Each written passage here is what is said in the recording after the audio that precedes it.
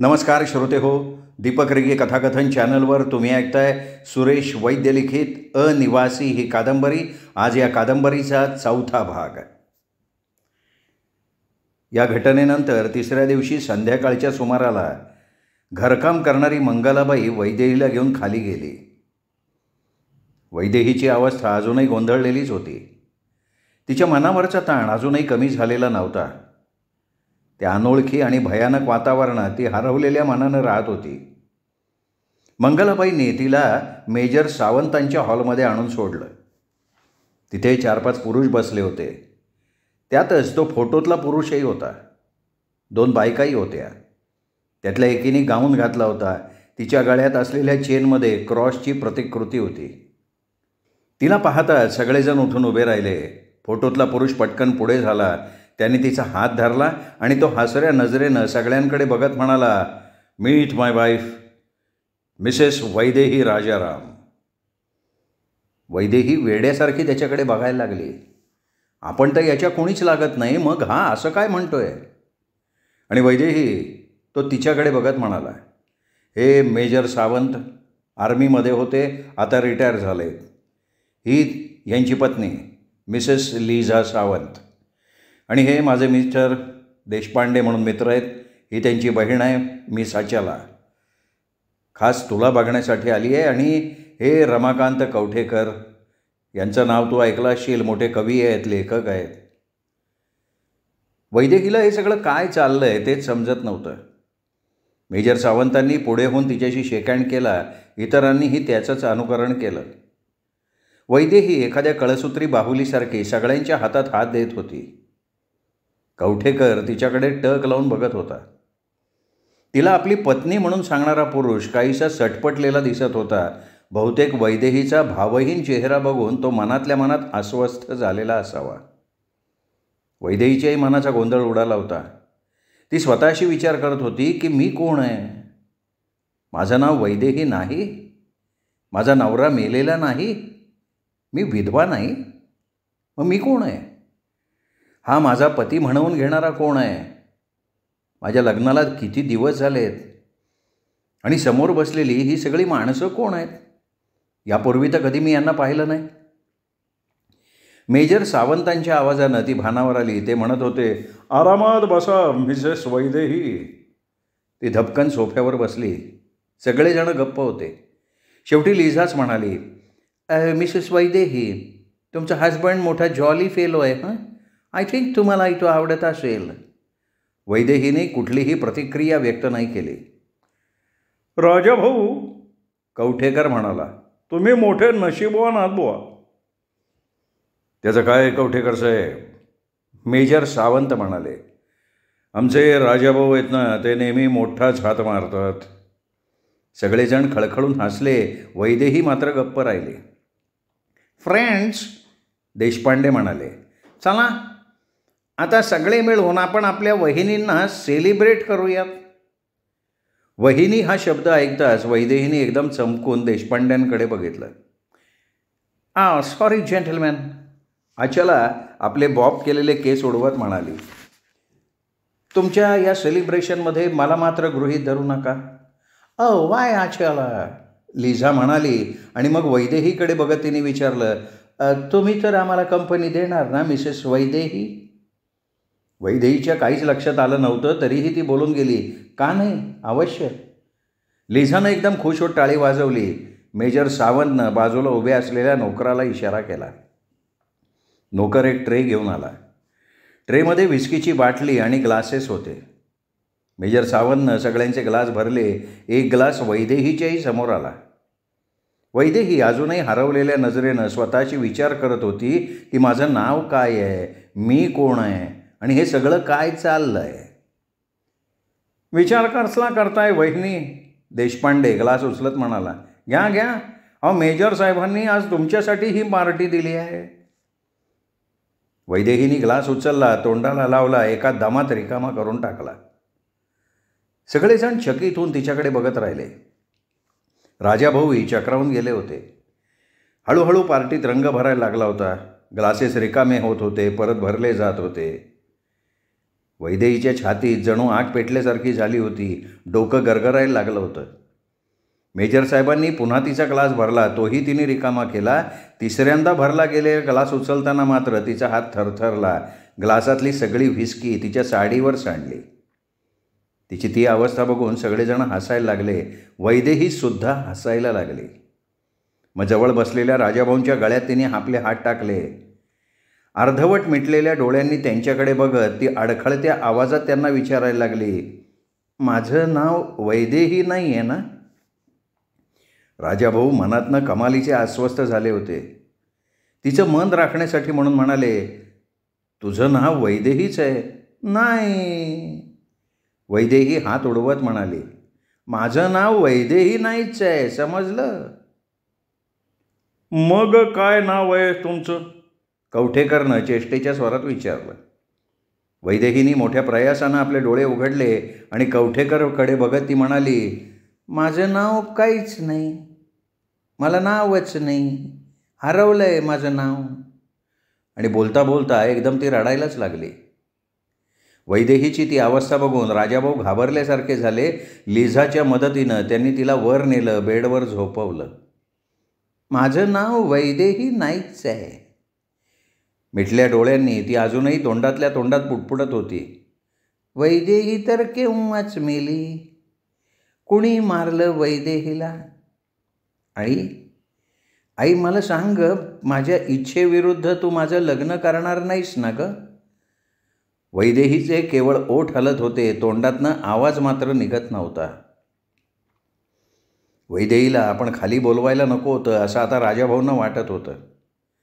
मनातनं ते कमालीचे शर्मिंदे झाले होते, पण तरीही मनातून त्यांना नवल वाटत होतं की वैदेही दारू का प्यायली?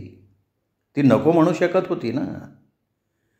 दुसऱ्या दिवशी वैदेहीची आई वैदेहीला भेटायला म्हणून आली, तेव्हाही वैदेही ग्लानीतच होती. घडलेला प्रकार समजताच ती पिसाळल्यासारखी झाली. शेजारीच उभ्या असलेल्या राजाभाऊंना जाब विचारावा तशा स्वरात म्हणली, माझ्या पोरीला दारू का पाजली तुम्ही? राजाभाऊ काय बोलणार? खाली मान घालून ते गप्प राहिले. एकतर तिच्या इच्छेविरुद्ध मी तिचं लग्न लावून दिलं आहे. आई कपाळावर आठ्या घालून त्यांच्याकडे बघत म्हणाली, आणि त्यातच तुम्ही तिच्याशी असा खेळ खेळलात? तुमच्याकडनं मला ही अपेक्षा नव्हती राजाभाऊ. राजाभाऊंना मेल्याहून मेल्यासारखं झालं होतं. निमूटपणे ते आपल्या सासूचं बोलणं ऐकून घेत होते. या अवस्थेतून बरं व्हायला वैदेहीला 4-5 दिवस लागले. तोवर आई तिच्याजवळ राहिली होती. या दरम्यान राजाभाऊची अवस्था मोठी विचित्र झाली होती. अपराधी मनानं ते यायचे, तिच्याजवळ बसायचे, तिच्या तब्येतीची चौकशी करायचे आणि मग आपल्या खोलीत निघून जायचे. वैदेहीची तब्येत थोडी सुधारल्यावर आई परत आपल्या घरी गेली. एक दिवस संध्याकाळच्या सुमाराला राजाभाऊ वैदेहीच्या खोलीत आले. तिच्या बेडजवळ उभं राहून अपराधी आवाजात बोलायला लागले, वैदेही, मला माहिती नव्हतं तुझा या लग्नाला विरोध होता. म्हणजे मला खरंच त्याची काही कल्पना नव्हती. खरं सांगतो, मला जर ते माहिती असतं ना तर मी स्वतःहून माघार घेतली असती. स्वतःच काहीतरी कारण सांगितलं असतं, तुझ्या आईला नकार कळवला असता. प्लीज प्लीज वैदेही, हे बघ, माझ्यामुळे तू दुःखी व्हावंस असं मला नाही वाटत. राजाभाऊंचं हे बोलणं वैदेहीला अनपेक्षित होतं. ती चकित नजरेनं त्यांच्याकडे बघत राहिली होती. क्षणभर थांबून मग राजाभाऊच म्हणाले, त्या दिवशी तू तसं का केलंस? मला काय माहिती ना तू दारू पीत नाहीस ते. माहिती असतं तर मी स्वतः तुला अडवलं असतं. तू स्वतःच लिझाला हो म्हणालीस, त्यामुळे मग मी गप्प राहिलो. वैदेहीची प्रतिक्रिया त्यांना अपेक्षित होती, पण वैदेही काहीच बोलली नाही. त्यांनी एक उसासा सोडला आणि मग विषण्ण स्वरात म्हणाले, खरं सांगायचं ना तर मला काही सुचेनासं झालं आहे. या विवाहामुळे आपल्या दोघांचंही जीवन दुःखी होईल याची मला कल्पना नव्हती. पण वैदेही, या सगळ्या प्रकारात माझा काही दोष नाही आहे हे तू सुद्धा मान्य करशील.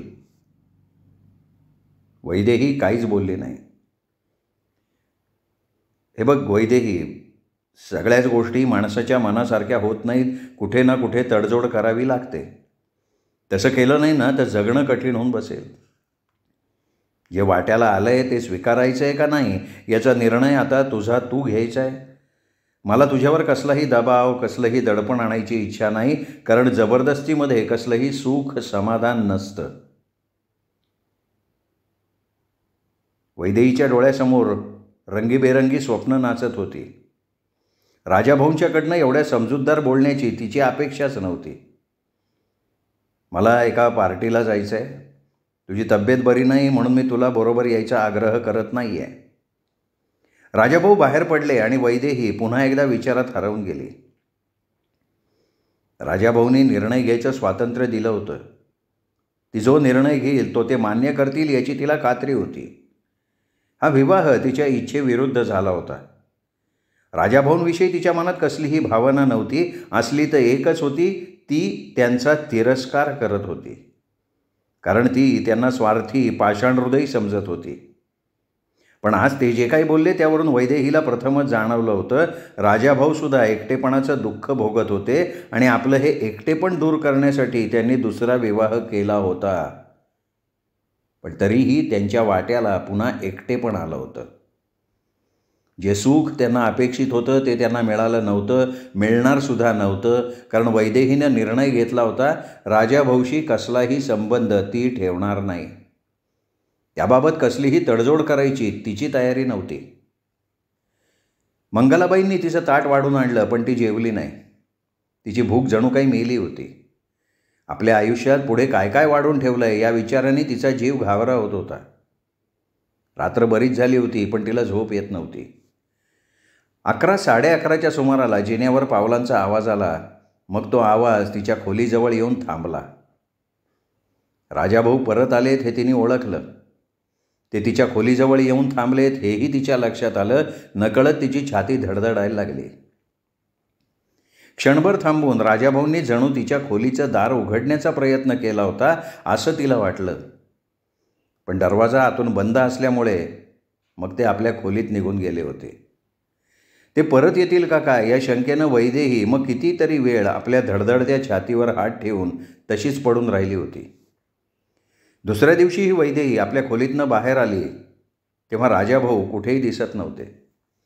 वैदेहीनं विचारल्यावर मंगलाबाईंनी सांगितलं की ते सकाळी घरातनं बाहेर पडले होते आणि जाताना सांगून गेले होते आज ते जेवायला घरी येणार नाहीत म्हणून.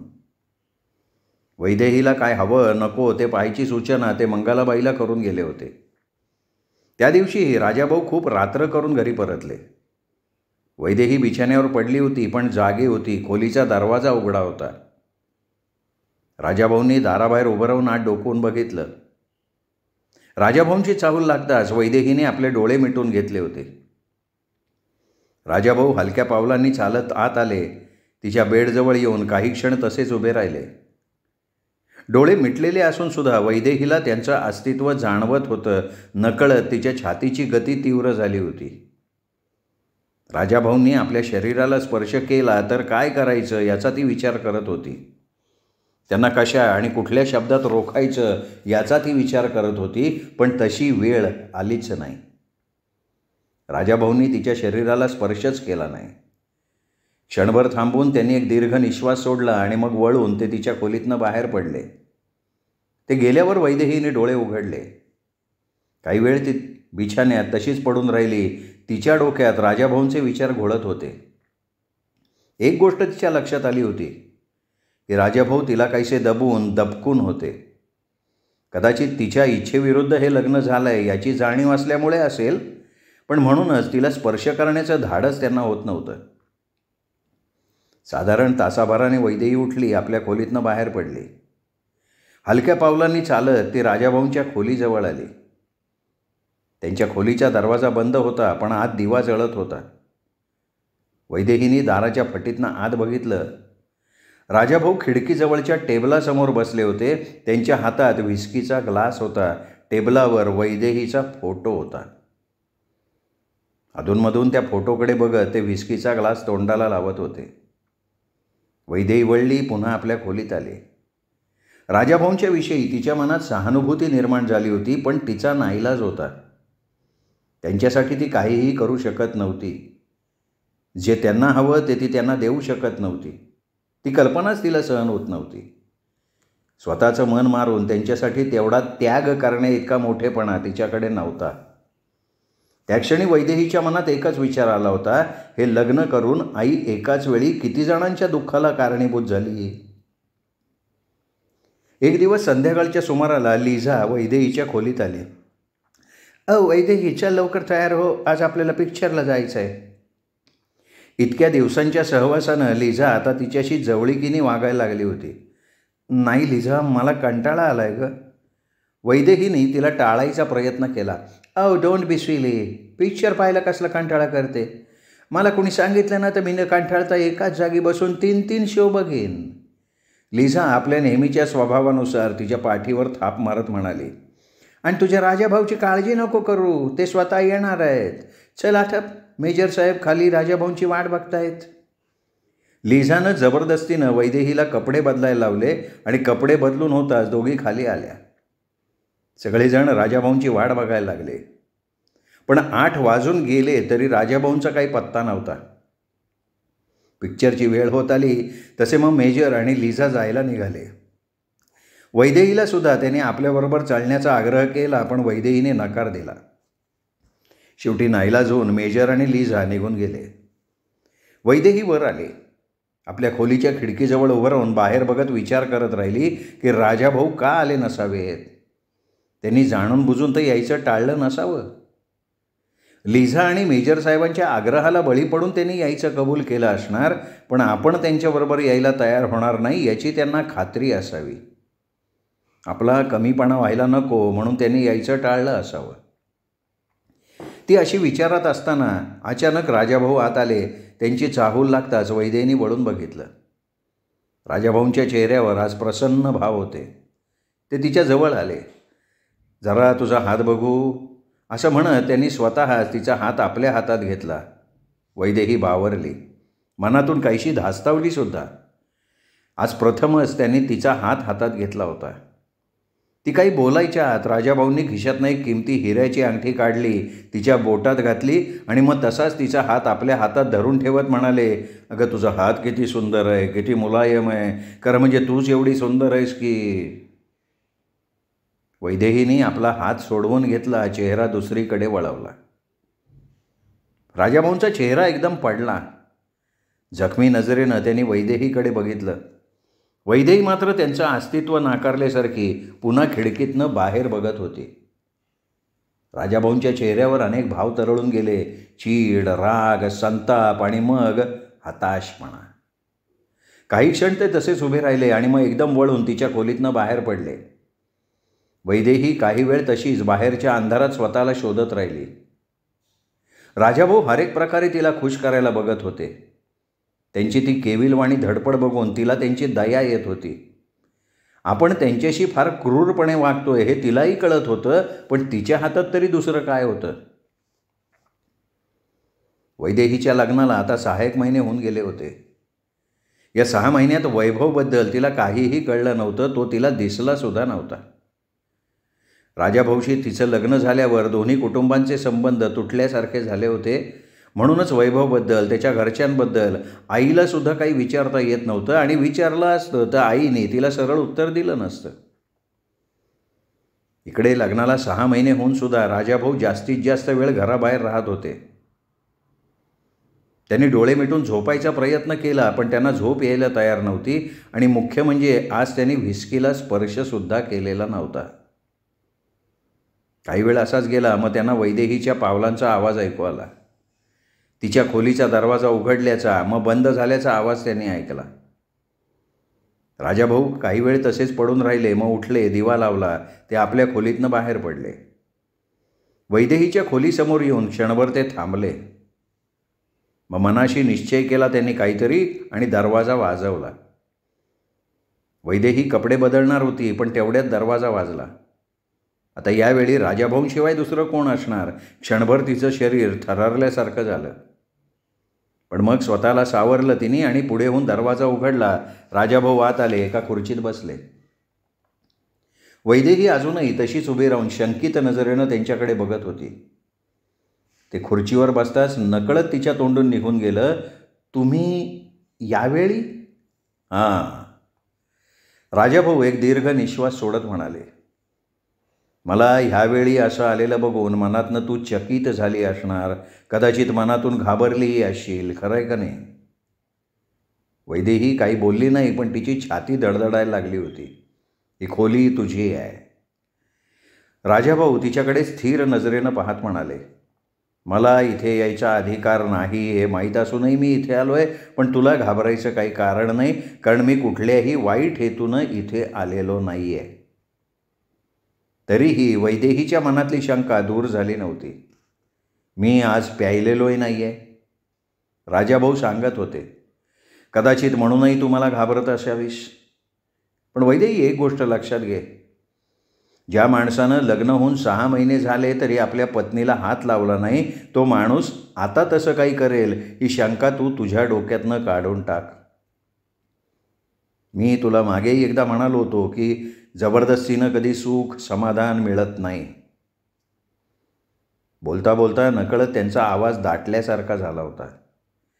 क्षणभर थांबून त्यांनी स्वतःला सावरल्यासारखं केलं आणि मग म्हणाले, वैदेही, मी तुला केवळ एवढंच विचारायला आलो होतो की हे असं कुठवर चालणार आहे?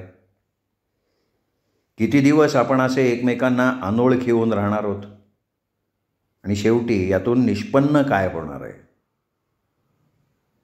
वैदेहीलाही ते कळत होतं. त्यांच्या मनस्थितीची कल्पना ती करू शकत होती. शेवटी ते पुरुष होते, नुसते पुरुष नाही तर नवऱ्याचा अधिकार प्राप्त झालेले पुरुष होते. पण तरीही आपल्या ह्या अधिकाराचा उपयोग त्यांनी कधी केला नव्हता. हा खरोखर त्यांचा चांगुलपणा होता आणि त्यांच्या ह्या चांगुलपणामुळेच ती एवढे दिवस इथे राहिली होती. नाही तर यापूर्वीच तिने ते घर सोडलं असतं. वैदेही क्षणभर गप्प राहिली. नंतर मान खाली घालत हलक्या आवाजात म्हणाली, माझं काही चुकलं आहे का? माझ्या हातून काही वेडवाकडं घडलं आहे का? चूक तुझ्या एकटीकडनं नाही झाली, चूक तर आपल्या दोघांकडनं झालेली आहे. पण तुझ्या तुलनेत मी अधिक निर्दोष आहे, कारण तुला माझ्याशी लग्न करायची इच्छा नव्हती ही गोष्ट मला अजिबात माहिती नव्हती. त्यामुळे जे काही घडलं त्यात माझा दोष काय होता? बरं, जे झालं ते झालं, पण त्यानंतर तरी तुझ्या मनात जे काही आहे ते तू मला स्पष्टपणे सांगायला हवं होतंस. नाही, माझ्या मनात तसं काही नाही आहे. असो नसो मला त्याबद्दल काही म्हणायचं नाही आहे. मी तुला एवढंच म्हणू शकतो की तू जरी मला हे सांगितलं असतंस की तुझं दुसऱ्या कोणावर तरी प्रेम आहे आणि त्यालाच आपल्या आयुष्याचा जोडीदार म्हणून स्वीकारायची तुझी इच्छा आहे, तर खरं सांगतो वैदेही, मी कसलेही आडेवेडे न घेता तुझ्या मार्गातनं आपणहून बाजूला झालो असतो. वैदेही गप्प राहिली, पण नकळत तिच्या डोळ्यात अश्रू जमा झाले होते. स्वतःला सावरण्याचा प्रयत्न करत क्षणभरानं ती म्हणाली, तुम्ही माझ्याविषयी गैरसमज करून घेतला आहे. माझ्या मनात दुसरं कुणीही नाही आणि तुमच्याशी लग्न होण्याआधी माझ्या मनात तसं काही असलं तरी आता माझ्यावर तुमच्याशिवाय इतर कोणाचाही अधिकार असू शकत नाही. आपली सगळी शक्ती एकवटून एका दमात ती हे सगळं बोलून गेली, पण नंतर मात्र तिला स्वतःवर ताबा ठेवता नाही आला. दोन्ही हातांच्या ओंजळीत तोंड लपवत ती हुंदके देऊन रडायला लागली. राजाभाऊंचा चेहरा गंभीर झाला होता. तिच्या बोलण्यावर त्यांनी कसलीही प्रतिक्रिया व्यक्त केली नाही की तिचं बोलणं मध्येच तोडण्याचा प्रयत्नही केला नाही. काही क्षण ते तसेच बसून राहिले, मग उठले आणि संथ चालत त्या रूमच्या बाहेर पडले. आणखीन काही दिवस असेच गेले. वैदेहीच्या वागण्यात आता बराच सौम्यपणा आला होता. पूर्वीसारखी आता ती राजाभाऊंना टाळण्याचा प्रयत्न करत नव्हती. त्यांच्याशी ती थोडीफार मोकळेपणानं वागू बोलू लागली होती. कदाचित त्या दिवशी राजाभाऊ तिच्या खोलीत येऊन जे काही बोलले होते त्याचा परिणाम असावा, किंवा मग आपल्या संमतीशिवाय राजाभाऊ आपल्या शरीराला स्पर्श करणार नाहीत याची तिला खात्री पटली होती, म्हणूनही तिच्या वागण्यात हा बदल झालेला असावा. या बदलाचा आणखीन एक दृश्य परिणाम म्हणजे राजाभाऊंच्या विनंतीला मान देऊन आता ती त्यांच्याबरोबर अधूनमधून बाहेर जायला लागली होती. असंच एकदा राजाभाऊ तिला घेऊन त्यांच्या एका मित्राच्या बहिणीच्या लग्न समारंभाला गेले होते. मेजर साहेबांनाही निमंत्रण असल्यामुळे मेजर साहेब आणि लिझा त्यांच्याबरोबरच होते. हॉलमध्ये पोचल्यावर मेजर साहेब आणि राजाभाऊ पुरुषांच्या ग्रुपमध्ये गप्पा मारत बसले आणि वैदेही आणि लिझा ओळखीच्या 2-3 स्त्रियांबरोबर गप्पा मारत बसल्या. अचानक वैदेहीला जाणवलं आपल्याकडे कोणीतरी बघतंय. सहज मान वळवून तिने बघितलं आणि एकदम तिच्या छातीवर दडपण आल्यासारखं झालं. वैभव एका बाजूला उभा राहून तिच्याकडे बघत होता. वैदेहीने चटकन आपली मान वळवली, पण तिच्या घशाला कोरड पडली होती. चेहरा कावराबावरा झाला होता. वैभव असा अचानक इथे आपल्या समोर येईल याची तिने स्वप्नात सुद्धा कल्पना केली नव्हती. अहो, काय झालं वैदेही? लिझानं विचारलं. नाही, काही नाही. मग तू अशी घाबरल्यासारखी का दिसते? घाबरल्यासारखी? छे छे, असं म्हणत वैदेहीने हसण्याचा प्रयत्न केला. काहीतरी निमित्त करावं आणि इथून बाहेर पडावं असं तिला वाटत होतं, पण तसं काही करणं तिला शक्य नव्हतं. राजाभाऊंना काय सांगणार होती ती? थोड्या वेळानं पंगत बसली. वैदेही राजाभाऊंच्या शेजारच्या खुर्चीत बसली आणि सहज तिने मान वर करून बघितलं तर तिच्या समोरच्याच खुर्चीवर वैभव बसला होता. वैदेहीने पुन्हा मान खाली घातली. मनातनं ती घाबरल्यासारखी झाली होती. वैभवनी आपल्याशी बोलायचा प्रयत्न केला पण वैभवनं जाणीवपूर्वक तिच्याकडे बघायचं टाळलं होतं. तो आपल्या शेजारी बसलेल्यांशी गप्पा मारत होता. त्याच्या शेजारी बसलेला राजाभाऊंच्याही ओळखीचा होता, त्यामुळे त्यांच्या गप्पात राजाभाऊही भाग घेत होते. लवकरच राजाभाऊ आणि वैभव यांची चांगली गट्टी जमल्यासारखी झाली. दोघेही जुनी ओळख असल्यासारखे एकमेकांशी बोलत होते. बोलता बोलता राजाभाऊंनी वैदेहीची आणि त्याची ओळख करून दिली. एवढंच नाही तर वैभवला घरी यायचं निमंत्रणही देऊन टाकलेलं होतं. कधी त्या बाजूला येणं झालं तर मी अवश्य येईन तुमच्याकडे, वैभव म्हणाला. नक्की या, असं राजाभाऊ तिला म्हणाले. जेवण आटोपल्यावर वैभव त्यांचा निरोप घेऊन गेला आणि वैदेहीने सुटकेचा निश्वास सोडला. घरी परतताना वैदेहीच्या मनात वैभवचेच विचार घोळत होते. राजाभाऊंनी दिलेलं आमंत्रण स्वीकारून वैभव खरोखर घरी आला तर काय होईल या विचारानं वैदेही कमालीची अस्वस्थ झालेली होती. श्रोते हो, हा होता सुरेश वैद्य लिखित अनिवासी या कादंबरीचा 4था भाग. 5वा भाग ऐकण्यासाठी उद्या भेटूयात दीपक रेगे कथाकथन चॅनलवर. तोपर्यंत नमस्कार श्रोते हो.